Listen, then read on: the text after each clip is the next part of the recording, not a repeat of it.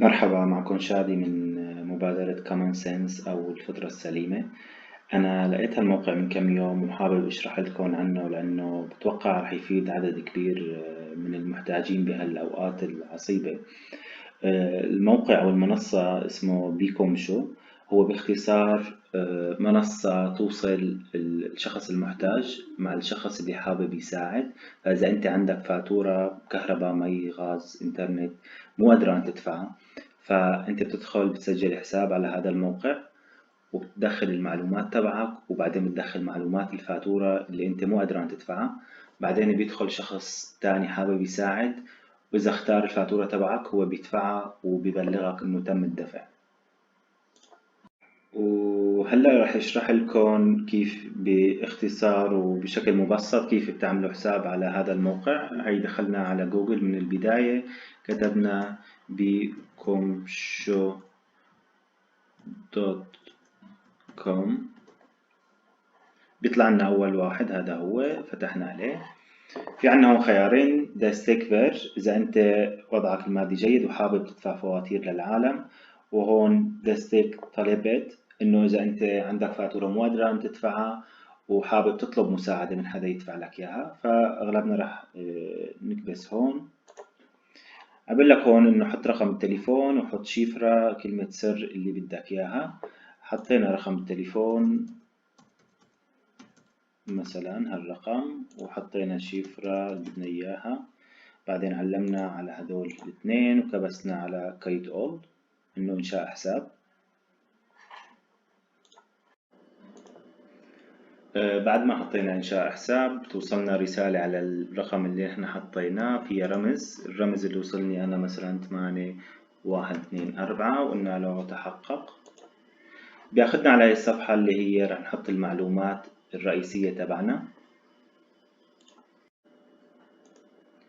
بنعبي المعلومات مع بعض. هون في عنا الاسم والكنية، مثلا أحمد خليل، هاي الاسم والكنية. في عنا الإيميل، في عنا تاريخ الميلاد. طبعا أنا بحط معلومات بس لفرجيكم. في عنا هون الجنسيات، في أركيك أظن، أو إذا ما حابين تفصحوا شو الجنس. حطينا أركيك. الأدرس لنفترض إنه نحنا بإسطنبول، وبعدين الإلشة، المنطقة سنيورت حطينا مثلا، والمحلة مثلا شنار. وإذا حابب هون بتكبس عليها هي بتضيفوا الموقع حسب الجي بي اس اللي عندك. تشالشما دورومو، شو وضع العمل تبعك؟ تشتغل شالشان أو إشسز، ما عندك شغل، أو متقاعد أو طالب. نحن بنحط مثلا إشسز، ما عندي عمل. بعدين كم شخص قاعد عندكم بالبيت أو عايش بالبيت سوا؟ حطينا مثلا 7 أشخاص. قديش اللي بيدخل للبيت شهريا؟ حطينا مثلا 2000 ل 2500.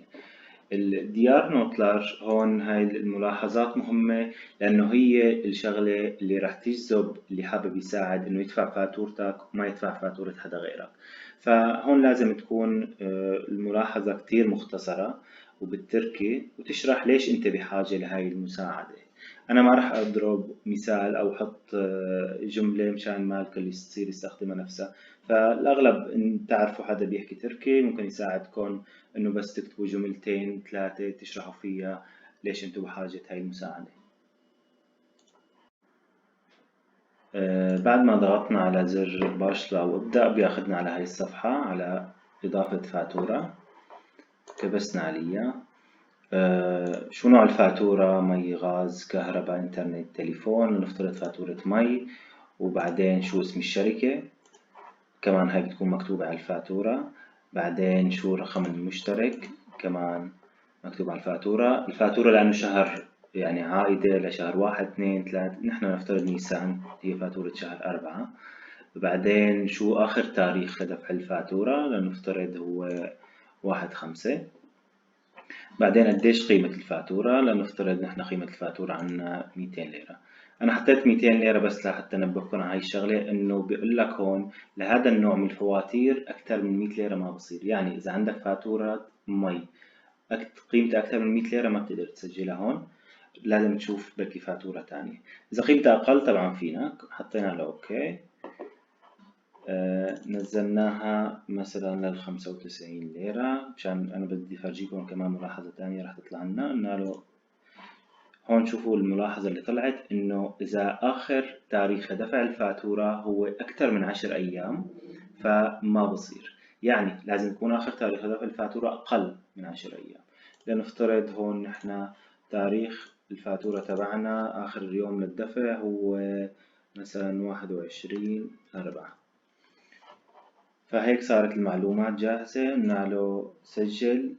بيجي لنا هون إنه هل متأكد إنه قيمة الفاتورة 95؟ هون معلومة مهمة، لازم نكتب القيمة الموجودة بالفاتورة تماما، إذا في فواصل قروش قد ما كانت نكتبها نفسها. قلنا له أوكي وسجلنا. صارت هون الفاتورة موجودة بحسابنا، وصار إذا أي شخص بده يدخل يساعد العالم فاتورتك راح تطلع عنده. هون عم بيقول لك يا ينضا إنه منتشرة حاليا فاتورة أو موجودة على الموقع. بس حدا يدفع لك الفاتورة بتوصلك رسالة على التليفون إنه تم دفع الفاتورة، وهون لما تدخل بيقول لك إنه تم الدفع ودانده. لنفترض أنت طلعت من الموقع أو بعد يومين حبيت تدخل مرة تانية وتضيف فاتورة جديدة. رح جرب أنا هون أطلع. بما إنه صار عندنا نحن حساب ما في داعي نسجل هون، ندخل فورا هون. بنحط رقم التليفون وكلمة السر، وبعدين بنحط دخول. بعد ما دخلنا بدي أخذك فورا على الفواتير، أو إذا ما كان أخذك فورا على الفواتير لنفترض جيت على الصفحة الرئيسية، في هون إنه طلب المساعدة بياخذك على الفواتير، وهون بتضيف فاتورة تانية. شكرا للمتابعة، وإن شاء الله فدتكم بهذا الفيديو.